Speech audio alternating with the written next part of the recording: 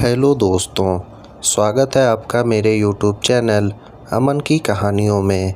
अगर आपको डरावनी कहानियाँ सुनना पसंद है तो आप इस चैनल को सब्सक्राइब ज़रूर करें। ऐसा करने से आगे आने वाली वीडियो आपके पास आसानी से पहुंच जाएगी। तो दोस्तों, अब ज़्यादा देर ना करते हुए हम सीधे चलते हैं अपनी कहानी की ओर। तो दोस्तों, आज की हमारी ये कहानी रमेश जी ने भेजी है। तो आगे की कहानी हम रमेश जी के पॉइंट ऑफ व्यू से सुनेंगे। हेलो दोस्तों, मेरा नाम रमेश है। ये बात उन दिनों की है जब मैं कॉलेज में पढ़ा करता था। अपने कॉलेज की ओर से हम सभी कैंप के लिए एक जंगल में गए थे। हल्की ठंड का मौसम था। रात में हम सब ने पूरी रात कैंप फायर के साथ डांस करने, गाने आदि का प्रोग्राम तय किया था। मुझे और सभी साथियों को कैंप फायर के लिए लकड़ियाँ इकट्ठी करने का काम सौंपा गया था। मैं निकला तो सबके साथ ही, लेकिन जंगल के प्राकृतिक सौंदर्य में भटकता हुआ अकेले बहुत दूर कहीं निकल गया। अचानक आसमान बादलों से भर गया और गरज के साथ बारिश होने लगी। बादलों के लगातार गरजने से मैं पेड़ के नीचे खड़ा रहना मुनासिब ना समझा। आसपास किसी घर की तलाश में एक दिशा में भागने लगा। मुझे कुछ ही दूर पर एक लाल ईंटों से बनी शानदार बिल्डिंग नज़र आई। बिल्डिंग रोशनी से पूरी नहाई हुई थी और उसमें ढेर सारे लोग थे। ऐसा दूर से ही लग रहा था।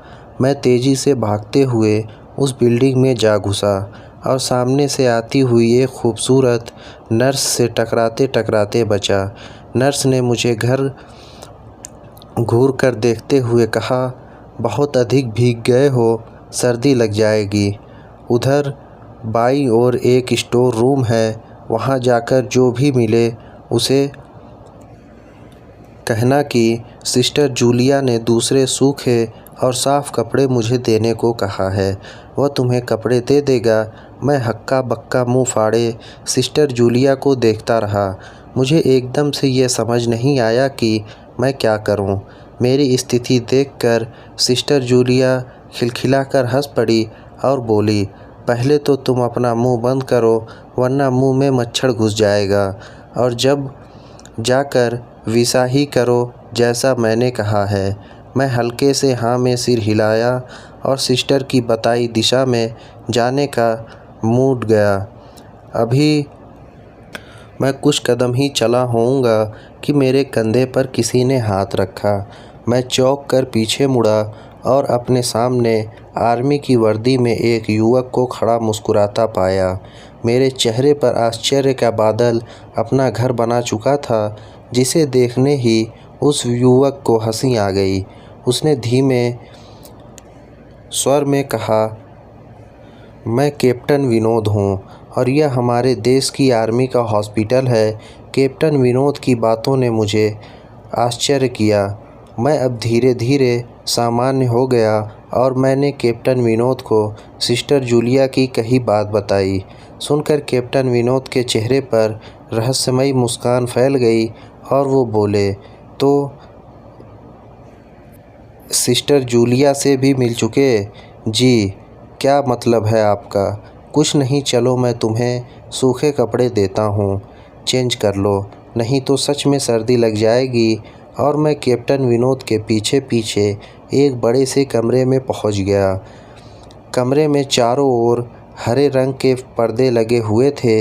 एक और बड़ा सा बेड पड़ा हुआ था और उसके सामने एक सोफ़ा था। बीच में एक टेबल था जिस पर 2 गिलास, एक बड़ी बोतल ब्रांडी की और 1 या 2 पत्रिकाएं पड़ी हुई थीं। कमरे के एक कोने में एक बीड़ी सी अलमारी थी, जिसमें से कैप्टन विनोद ने एक आसमानी रंग का कुर्ता पैजामा निकाल कर मुझे दिया और कमरे से लगे बाथरूम की ओर इशारा कर दिया। मैं बाथरूम में कपड़े चेंज करके जैसे ही निकलने लगा, मेरी नज़र बाथरूम के एक दीवार पर पड़ी। वह खून की छींटों से भरी हुई थी। यह देखकर मैं घबरा गया और जल्दी से बाहर निकलने को मुड़ा कि बाथरूम में लगे आईने में खुद को ही देखकर चौंक गया। आईने में मेरा पूरा शरीर तो नज़र आ रहा था, लेकिन मेरे शरीर पर से मेरा सर गायब था। अब मुझे डर लगने लगा और मैं हड़बड़ाकर बाथरूम से निकल गया। मुझे इस तरह बाहर निकलते देख कैप्टन विनोद ने हंसकर पूछा, क्या हुआ? अरे हाँ, तुमने तो अब तक मुझे अपना नाम ही नहीं बताया। कहाँ जाओगे? बाहर बहुत तेज़ बारिश हो रही है, लेकिन तुम जाना क्यों चाहने लगे अचानक? यह मैं समझ नहीं पा रहा हूँ कैप्टन विनोद। आपकी बाथरूम में एक दीवार पूरी खून से के छींटों से भरी हुई है और आपके बाथरूम में लगा आईना भी कुछ अजीब सा है।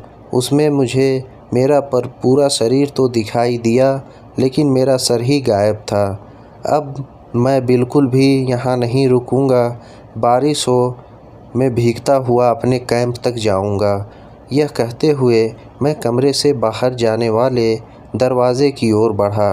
रुको, तभी कैप्टन विनोद की कड़कती आवाज़ गूंजी, तो मैंने सब कुछ देख ही लिया।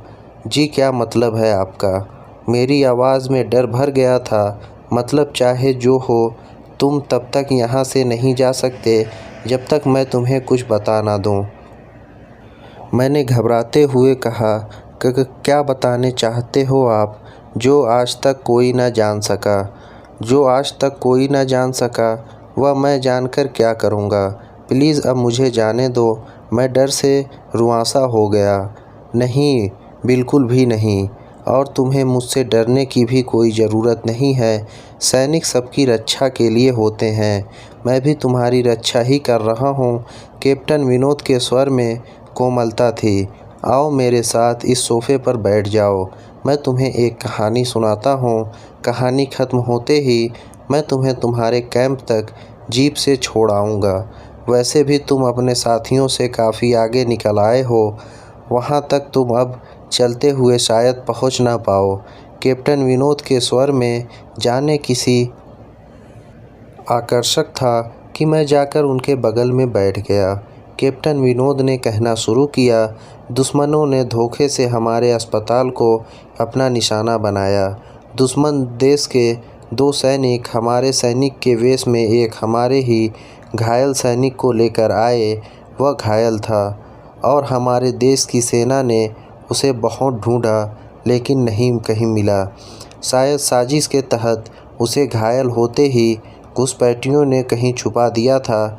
अचानक अपने खोए सैनिक को अपने हॉस्पिटल में पा सभी खुश हो गए और बिना अधिक जांच पड़ताल किए हॉस्पिटल के गेस्ट रूम में घायल को लेकर आने वाले 2 वेशधारियों को ठहरने की इजाज़त दे दी। अभी उस सैनिक का इलाज चल ही रहा था कि जोरों का ब्लास्ट हुआ और पूरा हॉस्पिटल एक पल में खंडहर में तब्दील हो गया। लेकिन हॉस्पिटल तो अपनी शानदार स्थिति में खड़ा है। मेरी बातों को अनसुना कर कैप्टन विनोद ने अपनी बात जारी रखी। कोई नहीं बचा उस ब्लास्ट में। दीवार पर पड़े खून के छींटे भी उसी ब्लास्ट में मारे गए हॉस्पिटल के कर्मचारियों के हैं। हाँ, पर यह हॉस्पिटल तो मुझे खंडहर नहीं दिखता। जवाब में कैप्टन विनोद के चेहरे पर रहस्य भरी मुस्कान फैल गई और उनका चेहरा अजीब से भावों से भर गया। मैं उनके चेहरे को देखकर अंदर से दहल गया। फिर भी मैंने हिम्मत करके पूछा, आप उस ब्लास्ट में कैसे बच गए? सुनते ही कैप्टन विनोद ठहाका लगाकर हंस पड़े और मुझ पर एक भरपूर नज़र डालते हुए कहा, यह कहानी आज से मात्र 2 साल पहले की है और मैं तो आज से 50 वर्ष पहले मर चुका हूँ। इसके आगे उन्होंने क्या कहा मुझे कुछ नहीं मालूम। चेहरे पर गीलेपन का जब एहसास हुआ तो ऐसा लग रहा था मैं जैसे नींद से जगा हूँ। मुझे घेरे हुए मेरे सभी साथी और टीचर खड़े थे। मेरी आँख खुलते ही मेरे सर ने कहा, थैंक गॉड तुम्हें होश आ गया। तो क्या मैं बेहोश था? हाँ, सुन जंगल में जाने कहाँ भटक गए थे। जब सभी लौट आए तो तुम नहीं आए, तो हम सभी मिलकर तुम्हें ढूंढने निकले। काफ़ी दूर जाने के बाद हमने एक जीप आती दिखाई दी, जिसमें एक आर्मी मैन तुम्हें पीछे की सीट पर सुलाए हुए हमारे कैंप को ढूंढते हुए आ रहे थे। उन्होंने हम सब को भी अपनी जीप पर बिठाया और कैंप तक छोड़ा। हमने उन्हें काफ़ी रोकने की कोशिश की, लेकिन वो ये कहते हुए चले गए, अभी नहीं रुक सकता, एक ज़रूरी काम है। जब हमने तुम्हारे बेहोश हो जाने और उन तक तुम्हारे पहुंचने के बारे में पूछा तो वो बोले, सुमेश ही बताएगा और वो जो भी बताएगा वो सच होगा। सबकी उत्सुक निगाहें अपनी ओर लगी देखकर मैं धीमे स्वर में पूछा, क्या उनका नाम कैप्टन विनोद था? सर ने हाँ में सर हिलाया। मैंने सबको उधर चलने को कहा जिधर से सबने जीप आती दिखाई थी। पहले तो सर तैयार नहीं हुए, लेकिन मेरे बहुत कहने पर वो राजी हो गए। सुबह होते ही हम उधर की ओर गए। मैं उस जगह पर पहुंचा कर गहरे आश्चर्य में डूब गया। वहाँ एक अधजला खंडहर था, जिसके एक टूटे पत्थर पर लिखा था आर्मी हॉस्पिटल। तो दोस्तों, इस कहानी में बस इतना ही। ये कहानी आपको कैसी लगी, अपनी राय कमेंट बॉक्स में ज़रूर बताना। और अगर आपने ये चैनल अभी तक सब्सक्राइब नहीं किया है तो अभी कर लें। हम फिर मिलेंगे किसी नई कहानी के साथ। तब तक आप अपना और अपने परिवार वालों का ध्यान रखें। धन्यवाद।